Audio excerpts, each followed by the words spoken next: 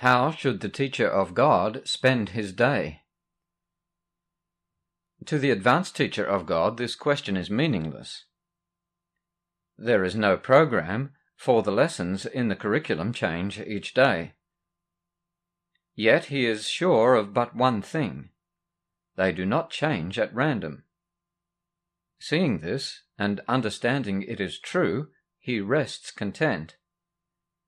He will be told all that his role should be, this day and every day. And those who share that role with him will find him, so they can learn the lessons for the day together. Not one is absent whom he needs. Not one is sent without a learning goal already set, and one which can be met that very day. For the advanced teacher of God, then, this question is superfluous. It has been asked and answered, and he keeps in constant contact with the answer. He is set, and sees the road on which he walks stretch surely and smoothly before him. But what about those who have not reached his certainty? They are not yet ready for such lack of structuring on their own part. What must they do to learn to give the day to God? There are some general rules which do apply, although each one must use them as best he can in his own way. Routines as such are dangerous, because they easily become gods in their own right, threatening the very goals for which they were set up. Broadly speaking, then, it can be said that it is well to start the day right. It is always possible to begin again, should the day begin with error, yet there are obvious advantages in terms of saving time if the need for this can be avoided. At the beginning, it is wise to think in terms of time.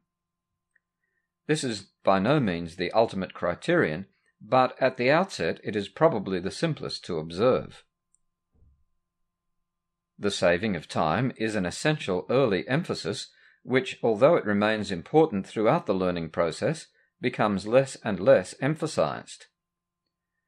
At the outset, we can safely say that time devoted to starting the day right does indeed save time. How much time should be so spent? This must depend on the teacher of God himself. He cannot claim that title until he has gone through the workbook, since we are learning within the framework of our course. After completion of the more structured practice periods which the workbook contains, individual need becomes the chief consideration. This course is always practical. It may be that the teacher of God is not in a situation which fosters quiet thought as he awakes. If this is so, let him but remember that he chooses to spend time with God as soon as possible, and let him do so. Duration is not the major concern. One can easily sit still an hour with closed eyes and accomplish nothing. One can as easily give God only an instant, and in that instant join with him completely.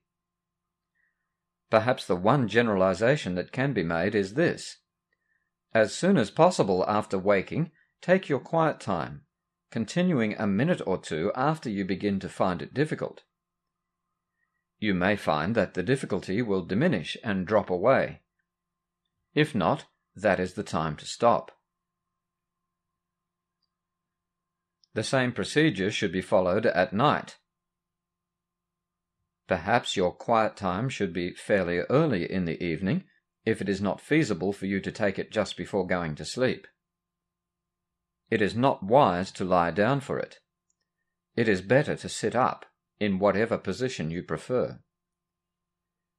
Having gone through the workbook, you must have come to some conclusions in this respect.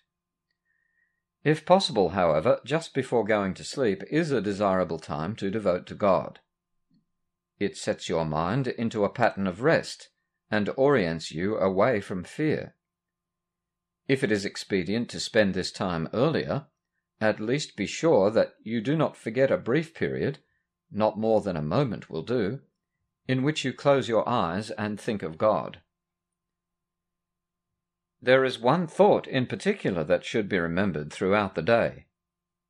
It is a thought of pure joy, a thought of peace, a thought of limitless release, limitless because all things are freed within it. You think you made a place of safety for yourself. You think you made a power that can save you from all the fearful things you see in dreams. It is not so. Your safety lies not there. What you give up is merely the illusion of protecting illusions, and it is this you fear, and only this. How foolish to be so afraid of nothing! Nothing at all. Your defences will not work, but you are not in danger. You have no need of them. Recognize this, and they will disappear. And only then will you accept your real protection. How simply and how easily does the day slip by for the teacher of God who has accepted his protection. All that he did before in the name of safety no longer interests him. For he is safe, and knows it is so. He has a guide who will not fail.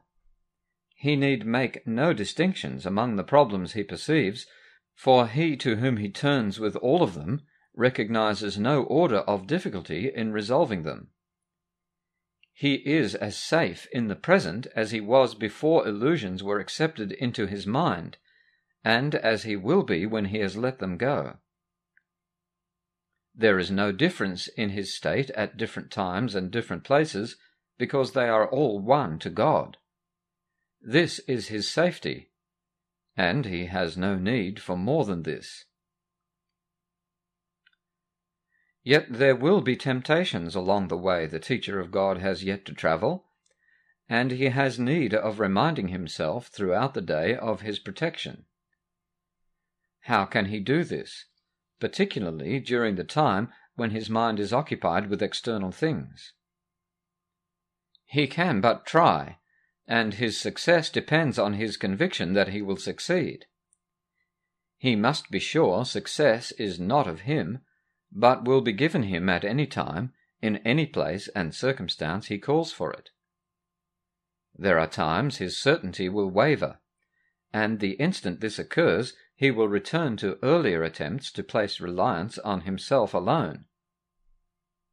Forget not this is magic, and that magic is a sorry substitute for true assistance.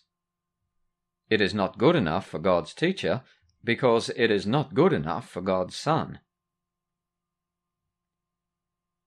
The avoidance of magic is the avoidance of temptation. For all temptation is nothing more than the attempt to substitute another will for God's. These attempts may indeed seem frightening, yet they are merely pathetic. They can have no effects, neither good nor bad, neither rewarding nor demanding sacrifice, healing nor destructive, quieting nor fearful. When all magic is recognized as merely nothing, the teacher of God has reached the most advanced state. All intermediate lessons will but lead to this, and bring this goal nearer to recognition. For magic of any kind, in all its forms, simply does nothing. Its powerlessness is the reason it can be so easily escaped. What has no effects can hardly terrify. There is no substitute for the will of God. In simple statement, it is to this simple fact that the teacher of God devotes his day. Each substitute he may accept as real can but deceive him. But he is safe from all deception if he so decides. Perhaps he needs to remember, God is with me. I cannot be deceived. Perhaps he prefers other words, or only one, or none at all. Yet each temptation to accept magic as true must be abandoned through his recognition not that it is fearful, not that it is sinful, not that it is dangerous, but merely that it is meaningless. Rooted in sacrifice and separation, two aspects of one error and no more, he merely chooses to give up all that he never had. And for this sacrifice is heaven restored to his awareness. Is not this an exchange that you would want? The world would gladly make it if it knew it could be made. It is God's teachers who must teach it that it can, and so it is their function to make sure that they have learned it. No risk is possible throughout the day except to put your trust in magic, for it is only this that leads to pain. There is no will but God's. His teachers know that this is so, and have learned that everything but this is magic. All belief in magic is maintained by just one simple-minded illusion, that it works. All through his training, every day and hour, and even every minute and second, must God's teachers learn to recognize the forms of magic and perceive their meaninglessness. Fear is withdrawn from them, and so they go. And thus the gate of heaven is reopened, and its light can shine again on an untroubled mind.